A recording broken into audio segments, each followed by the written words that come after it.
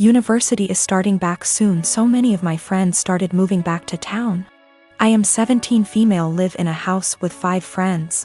I wasn't born in the UK but moved here with my parents when I was 17. We come from another European country, so I speak my native language, English, which is far from perfect. I've been learning Spanish and English since I was little, and my Spanish is better than my English. I don't have an obvious accent in English, people just assume that I am Canadian. We had a small party on Saturday and one friend brought his new girlfriend, Jess. Jess 20, and she's the reason why I am posting here. Jess made sure to let everyone know that she's a polyglot and speaks multiple languages. I was obviously impressed. I study modern languages, meaning that I'm learning Italian and German on top of Spanish. And obviously I asked what languages she speaks: Spanish, Japanese, Arabic, my native language, German, Korean, and French. I told her how impressed I was and carried on with my evening. I had a short phone call with my mom, whom I obviously speak to in my native tongue, and I went out of the house to talk to her. Jess was out in the garden and heard my conversation, and she corrected me on my pronunciation. I told her that she was in the wrong and she insisted that she knows better. I didn't fancy getting into any arguments, so I ignored her and went back inside saying whatever. Later, I bumped my head and swore loudly in Spanish. I tend to code switch a lot when drunk, and she corrected my pronunciation, which was funny because it was her who was incorrect. I ignored her again. A while later I wanted my friend, who is from Spain, to hand me something, but I forgot how it's called in English. So I said, "Hand me Spanish word, please," knowing my friend would understand. Jess decided to correct me again, using completely incorrect word. My friend and I looked at each other, and me being drunk, I lost any self-control I had. I spoke to Jess in Spanish asking her what the hell she thinks she's doing. And she looked at me telling me that my Spanish was so wrong that she didn't understand a word. It wasn't, but okay. So I told her the same thing in my native tongue, to which she replied with the same thing. I laughed at her and told her it's my native language and she really shouldn't lie about being a polyglot and correcting people when she doesn't actually speak those languages. She was fuming. She tried to grab her boyfriend's hand and leave with him, but he was too drunk to care and just said, "Told you to stop lying." I don't know how she got my number, but she called me this morning screaming what an asshole I am to humiliate her like that, and if she knew I spoke the language, she wouldn't have corrected me. I do feel bad now. I realize how humiliating this must have been for her, but on the other hand, she shouldn't have been lying.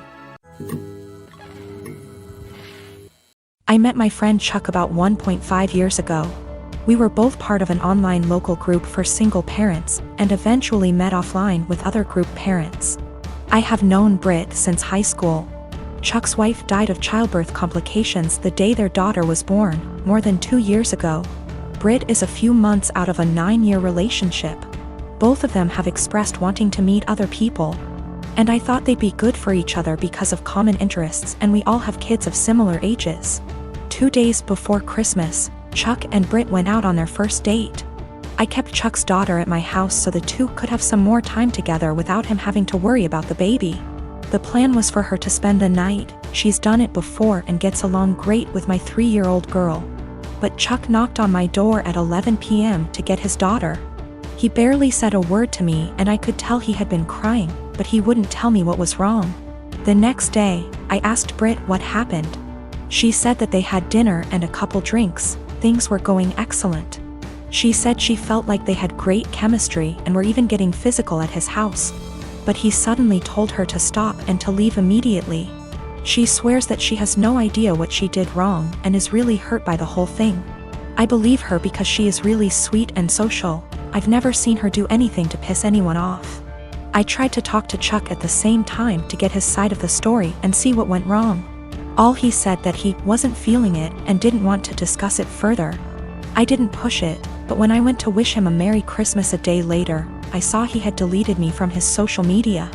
I texted it to him instead and asked, "You okay?" But no response. I am seriously hurt and don't know what to do. Chuck has become one of my closest friends, and our daughters are the best of friends too. I am really worried that this has something to do with his wife. And I want to apologize if he felt like I was pressuring him to date after her death. At the same time, I don't want to overstep boundaries and bother him when he's having a hard time. It's been over a week and I'm worried / upset. I used to work on a small team for a division of a multinational company. We used to primarily be staffed by what were called old-timers. Basically people who were close to being of a pensionable age who didn't want the hustle. That culture shifted and a lot of young blood has been brought in. I formerly worked there and was given a lateral move out. A colleague, Tina, still works there. Recently an opening for director came up and Tina came to me for help. She's been doing overtime and working hard to get noticed for this position. She's well qualified for it and has extensive experience at the company, so she was given a chance to interview for it. Tina is a single mother who has overcome poverty in childhood, racists / bigots in the industry, and worked hard to support her kids. She's had health issues but always fought hard. Tina is tenacious and hardworking, but there are issues. She struggles in some areas, and while she'd definitely make a great director as she's contentious, kind and courteous, the role is evolving and may be a bit of a stretch. Nonetheless, I helped her with her application and presentation. Beyond being colleagues, she and I are friends. We spend a lot of time outside of work together. We're the only women of color in our respective areas, and share a lot of our deep feelings and thoughts. She worked hard and put together a good presentation. I was really proud of her. She presented this morning at 9:30 and got through it and was out by 10 o'clock.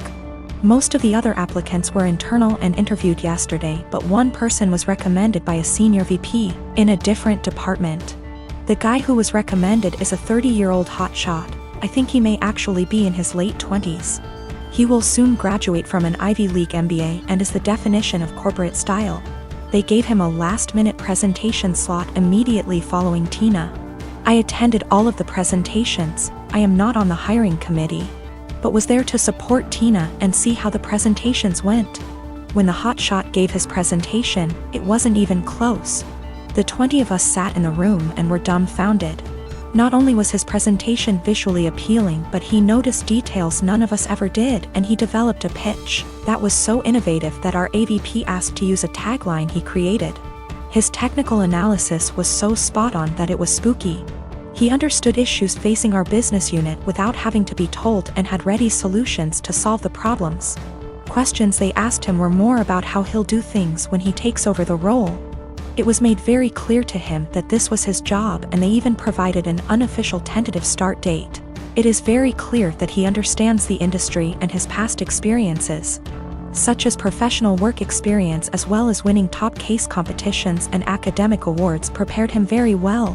The presentations were in totally different leagues. After he finished, he made a self-deprecating joke and took questions. He thanked us and left. We all sat there for a minute chatting when the AVP very loudly told the HR director to offer significantly above the salary and hammer out a start date immediately and get a contract signed. The VP who recommended him knew him from the MBA program, as the VP is a case coach there. He said he'd be his reference, and they are skipping all the formalities and going right to the offer. Tina has no idea. She was so happy with her performance and she's sure she nailed it. She did well, about as well as the other candidates, but this guy is out and out in a different league. Just based on that, I too would hire the other guy. She's sitting on cloud 9 at her desk and planning a celebratory dinner to celebrate her performance. She was told decisions would be made in a couple of weeks. At this rate, it's likely she'll be informed that she didn't get the job well before 5 p.m. I really don't know what to do or say. If she asks, should I be honest about this guy's presentation? Should I avoid her the rest of the day? I want to support her, but have no idea how to even begin talking to her. I grow indoor plants and keep them around the house, whether by the kitchen window or out on the front porch. I have a variety of plants like lily, aloe vera, also flowers, and they all require care and attention. It's a hobby of mine, and because I don't own enough space, I just stick to indoor planting. I have a 16-year-old stepson, Sean, who loves to pull all kinds of pranks and has been trying some weird pranks on me lately. I don't mind it as long as he's happy, and also because nothing is too serious, just hiding my farming tools / replacing them with damaged ones and so on. He just keeps messing around like any other kid. Days ago he posted a FB video of him spraying cold water on me when I was sleeping. It was embarrassing since he shared it with family. I got mad at him and had him delete it despite him begging me to let him keep it.